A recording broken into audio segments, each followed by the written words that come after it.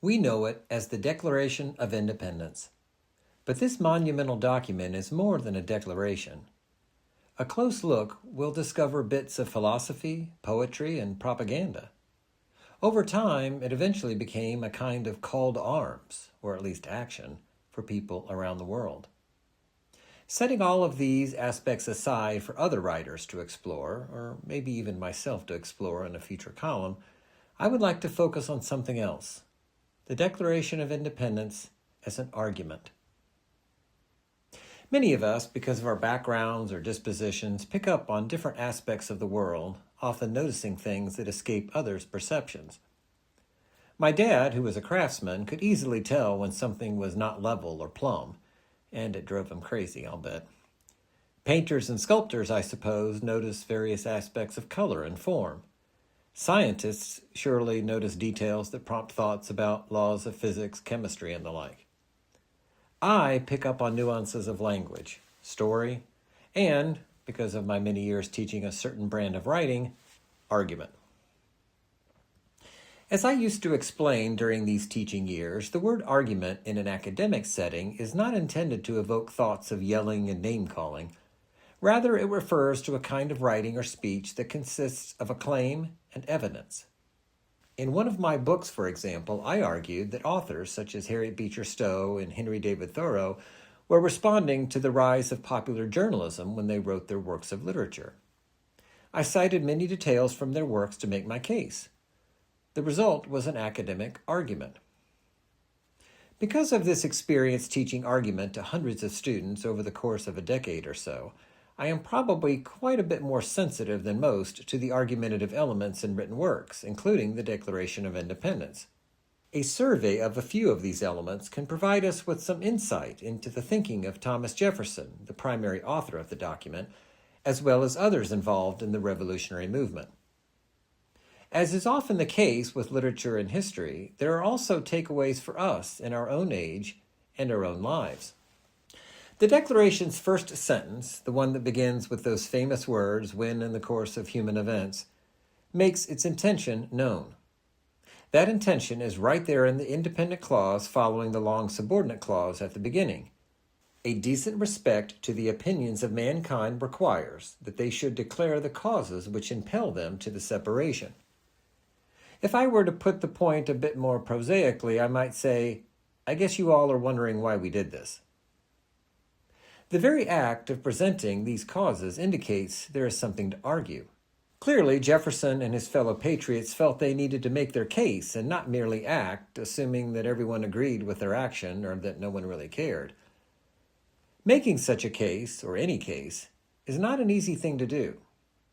Unlike a narrative or a description, which requires the writer or speaker merely to amass details and package them in sentences and paragraphs, also not easy, making an argument requires reasoning, an ability to link causes and effects, identify analogous details, and/or identify and leverage commonly held beliefs, ideally while avoiding logical fallacies such as the false dilemma and the so-called post hoc fallacy. A false dilemma suggests that one must choose between two options or possibilities when in fact there are others. The post hoc, or post hoc ergo propter hoc, fallacy suggests that an event caused another event just because one preceded the other. All of us have made countless arguments throughout our lives to our parents, spouses, friends, and coworkers about any number of topics. Now, if you think it's hard to explain why you didn't take out the trash as you promised, imagine making the case for breaking a centuries-long allegiance to another country and starting a whole new country, without a monarch no less. How did they do it? Before we dissect some of the argumentative elements of the Declaration of Independence, we should set the stage with a few basic details. The decision to break away from the mother country was a long time coming, the result of years of grave concerns with taxes and more. After Richard Henry Lee, representing the Commonwealth of Virginia, introduced a motion calling for separation, the Continental Congress formed a committee to draft a statement to that effect. The committee included Thomas Jefferson, of course, along with John Adams, Benjamin Franklin, Roger Sherman, and Robert Livingston. Jefferson did most of the heavy lifting, but Adams and Franklin introduced some changes. I'm going to give Sherman and Livingston the benefit of the doubt, but I can't help but think of the group projects I used to assign as a professor. Some members of the group, it seems, can never be found when it's time to get down to work. There were no video game arcades in Philadelphia back in 1776, but there was the City Tavern. A close look at the final draft of the Declaration turns up some interesting argumentative elements. The diction, for example, helps to make the case for separation. The first sentence says that it was not merely preferable or advisable to dissolve the political bands with England, but necessary. It's easy to argue that you did the right thing when you can convince your audience that you had no choice. Of course, the colonists did have a choice, but the diction here is a subtle way to suggest that the separation was the right thing to do. Indeed, it was the only thing to do. Similarly, the word impel in the same sentence suggests that various factors did not merely persuade them to break away from England, but forced them to do it. Franklin knew something about diction. He had been one of America's most successful writers before Jefferson was born, and the younger genius went out of his way to seek his elder's guidance. Before the Declaration went before the entire group of delegates, Jefferson wrote a brief note to Franklin saying, "The enclosed paper has been read with some small alterations approved of by the committee. Will Dr. Franklin be so good as to peruse it and suggest such alterations as his more enlarged view of the subject will dictate?" On a recent Philadelphia tour I led with historian Chris Young, I had the chance to see the original letter at the American Philosophical Society, and I can confirm that Jefferson really did misspell Franklin's name and failed to capitalize the first word of a sentence. Lucky for Jefferson, Franklin was easier on him than I would have been if he had been in my comp class. One of the key changes that Franklin suggested was the substitution of self-evident for sacred and undeniable in what would become the Declaration's most famous sentence. "We hold these truths to be self-evident, that all men are created equal, that they are endowed by their Creator with certain unalienable rights, that among these are life, liberty, and the pursuit of happiness." In his short book, The Greatest Sentence Ever Written, Walter Isaacson explains that Franklin took this notion of a self-evident truth from the philosopher David Hume, whom he had visited in Scotland just a few years earlier. For Hume, Isaacson explains, synthetic truths require evidence, while analytic truths are different. Quote, "Propositions of this kind are discoverable by the mere operation of thought," Hume wrote. "Their truth is self-evident." Unquote. That comes from Isaacson. It's a powerful piece of diction that helps make the Declaration's case. Actually, as Isaacson notes, the statement actually was and is up for debate, however firmly entrenched it might be in our American psyche today. It rests on an underpinning of both religion and a philosophical conception about human rights, neither of which is truly self-evident. Still, saying the concept was self-evident is convincing in its own right. It's a little like saying something is common sense, another phrase that was deployed to make the case for separation. There are always at least two sides to an argument. If there weren't, there would be nothing to argue about. In many cases, in fact, there are more than two sides. If you merely state your own claim and reasons without addressing the other side's claims and reasons, as well as that side's counter-argument to your reasons, you make it easy for the other side, along with readers or listeners who can still be persuaded one way or the other, to dismiss your position. It's much more effective to anticipate what the other side might say and address it head-on. This is what Jefferson does when he says, "Prudence, indeed, will dictate that governments long established should not be changed for light and transient reasons."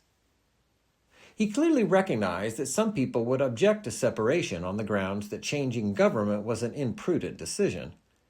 In his rebuttal, he concedes that yes, there should be very good reasons for taking the dramatic, indeed revolutionary, step of changing a form of government. But when a long train of abuses and usurpations, pursuing invariably the same object, evinces a design to reduce them under absolute despotism, it is their right, it is their duty to throw off such government and to provide new guards for their future security. In short, the causes in this case are decidedly not light and transient. Rather, they are so strong that the Americans had not only a right but a duty to throw off such government.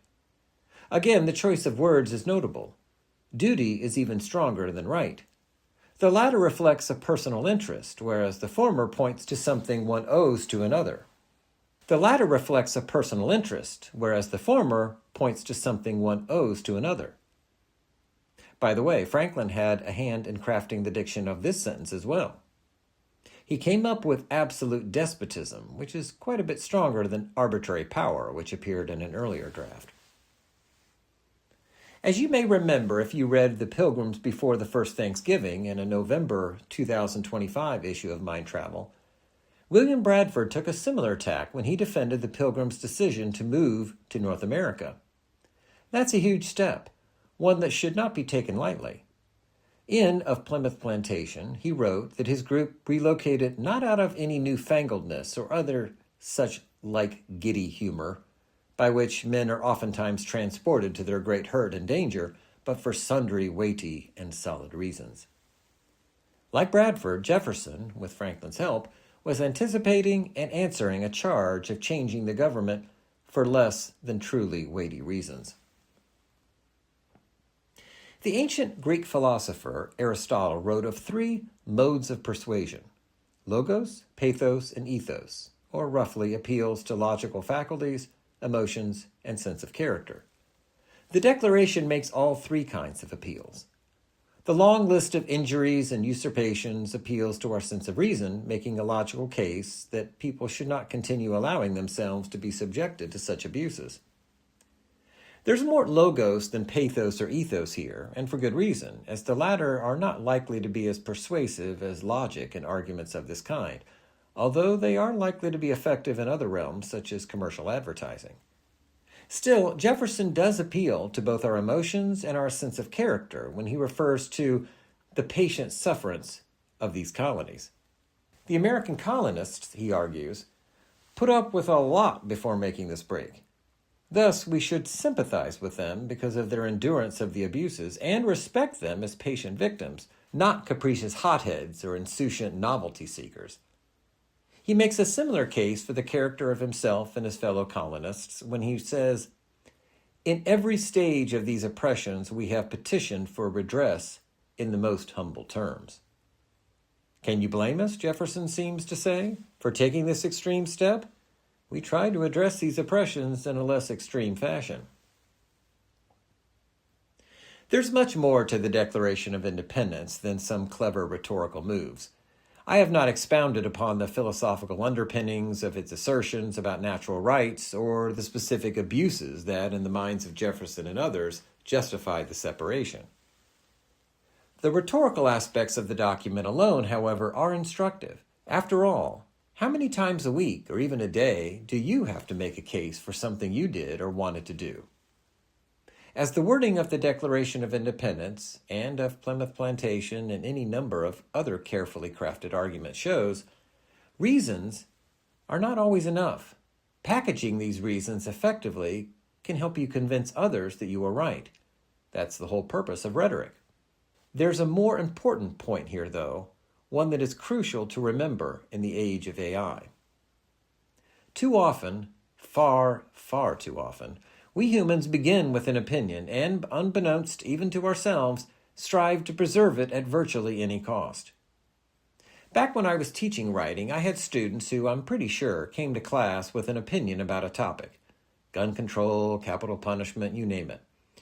When they had to write an argumentative paper for my class, they could set out to find sources to support it, to paraphrase a line that writing teachers and librarians often hear. Here's the thing, though. The point of academic argument, and as far as I'm concerned, any argument about ideas, ought to be to determine the truth, not to convince others you are right, because after all, you might not be, especially if you have not carefully considered all the evidence. That's precisely the point I made to my students in class year after year.